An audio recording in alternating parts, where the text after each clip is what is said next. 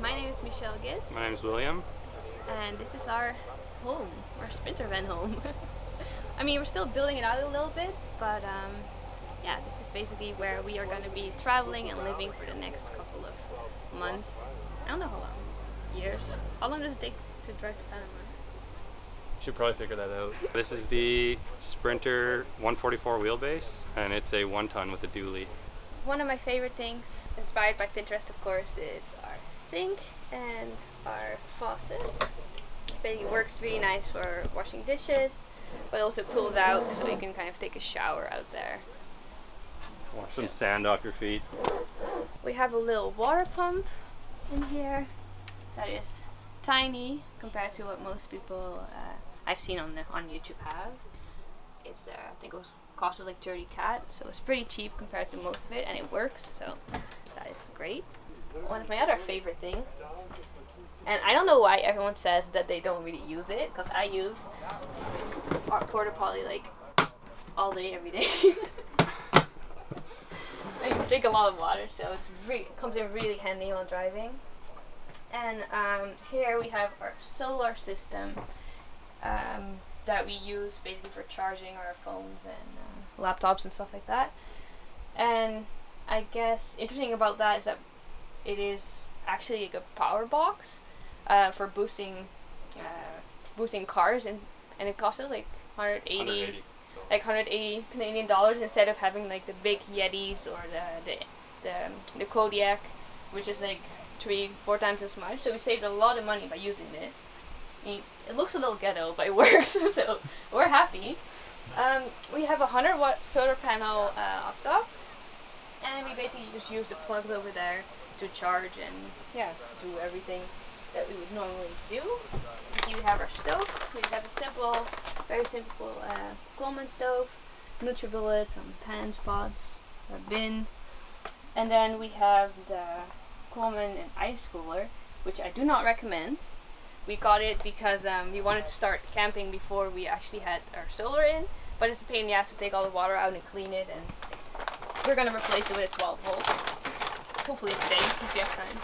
And then here basically we have our baskets where we kind of keep the food, dry food, condiments, I don't know, like that's basically our like daily clothes and stuff we use every day. And then here's our other storage that is like, I don't know what we have here, like dirty laundry and like electronic stuff.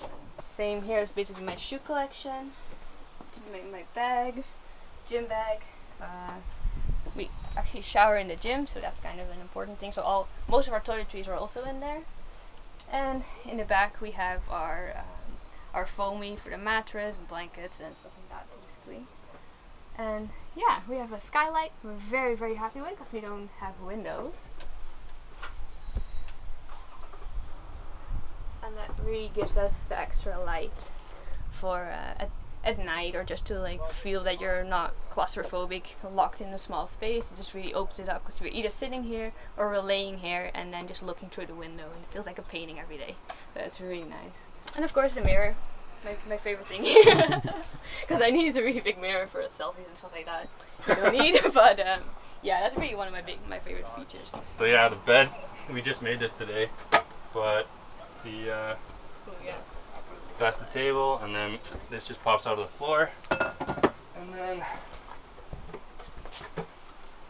it just slides back on there, and then there's a second piece, and I locked myself out of the foamy, but the foamy's in there. It goes over top of this, and then we put blankets and everything.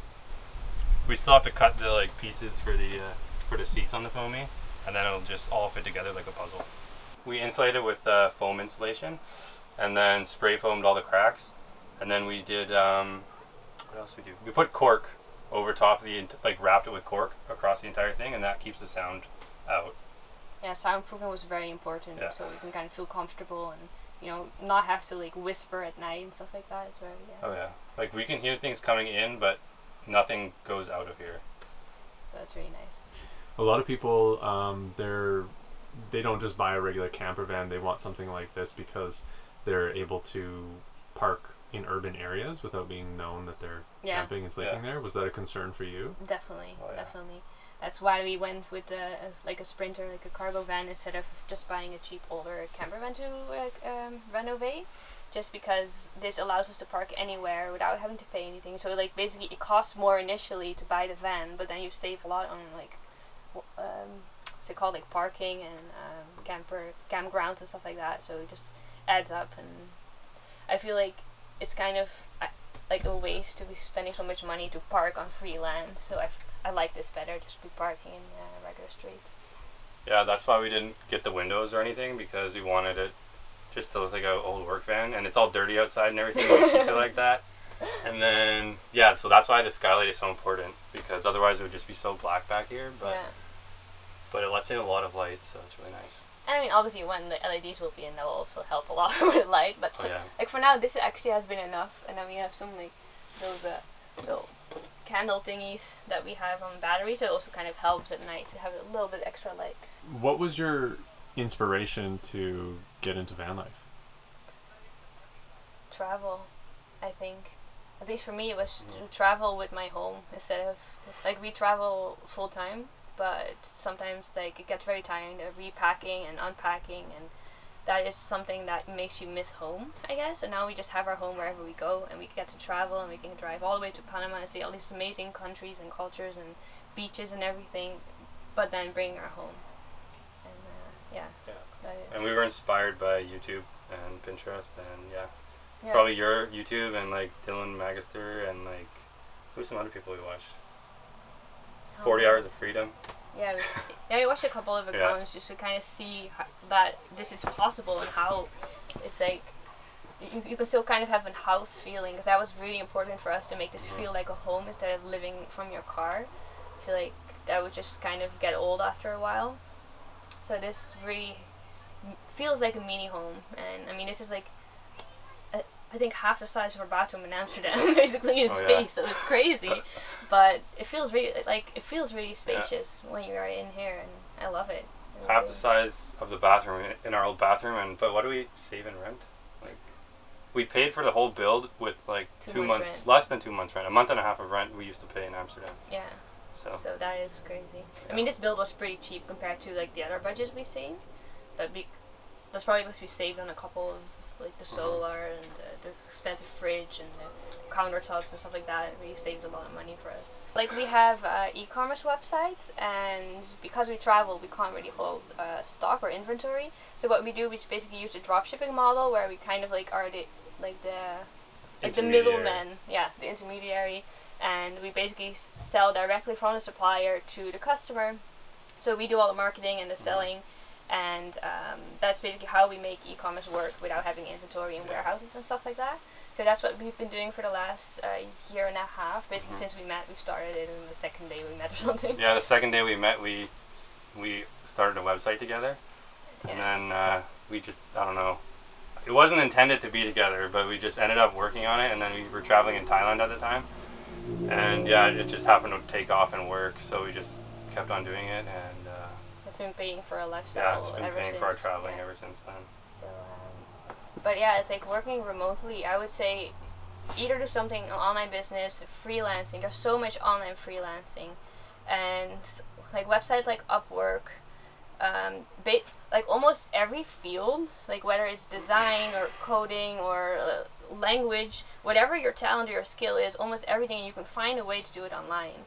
And I feel like a lot of people think like, oh, I have no skills and have to start learning how to code, and they start doing Code Academy and all that stuff. But you can probably find something that you're good at that you can apply. You can become a virtual assistant and basically, I know, like make appointments for people or whatever, or like whatever task it is. You can find something very specific, someone who just needs that, and find a job based on that, or a business. What I mean, has more freedom, more risk. So kind of depends on what you want to do. Would you recommend living in a van to other people? Definitely. Depends on what the goals are, I guess. Like, we've only been living in it for 1 month so far, but I mean, like... If you want to travel, and you don't mind driving, I guess, then I would definitely recommend. If you want to travel, like, North America, or Central America, and Europe is where we're planning on going. I think it has a lot of advantages, and you save so much money by not having to pay rent, and it's just kind of worth it. If you had to sum up, what would your personal philosophy be on life? It's a good one. I can see it's your favorite one. Start doing something and like get out of like bed every day and like go towards your goal. Like, I mean, we wanted to travel, so like we just every day kind of like figured out how we could travel, and we're from different countries, so we had a hard time staying together unless we made money online. So I guess, yeah, philosophy on life is find something that you like care about, like a goal. Our goal was staying together and traveling, and then find a way to make it happen. And then if you have something that you care about enough, then you will make it happen no matter what. Yeah. Yeah, mine is probably very cliche, but just live life to the full. Like, take the risk and do something scary and move to a country you don't know, or, you know, approach that stranger at the bar. It's like there's so many times that you limit yourself because of what society expects from you, and it's like, yeah, we live in a van, that's really weird, or I quit my master's to go travel, that's weird, and everyone looks at me like, what are you doing with your life, and you're throwing everything away, and it's like, no, I'm not. I'm actually living my life. I'm enjoying and like having new experiences and adventures every single day. And if I would do what society would expect from me, I would be sitting in a 9-to-5 hating my life. And so you just have to like grow some balls and just do it, basically. And then also, where can people find you if they want to follow your journey? Oh yeah, Michelle Gitz on Instagram. And YouTube. And YouTube, yeah. Basically, and York on William Shard on Instagram. Yeah, I guess, but I don't post. She's the one that posts and makes YouTubes and everything. So. Hey everyone, Forrest here. Hope you guys enjoyed that video and thanks for watching. I just wanted to let everybody know quickly that there will be some changes to this channel. On August 5th, I'm going to be hitchhiking to Alaska. I plan on coming back with a full-length documentary, a TV-style travel show, and a vlog series for this channel. So lots of different things are happening, and I hope you guys stick around for that. As of right now, I'm actually on a road trip around Vancouver Island with my girlfriend, so uploads will be pretty infrequent, but I've scheduled every single Monday an alternative living documentary series, kind of just like what you watched. So look forward to that, and until next time, be different.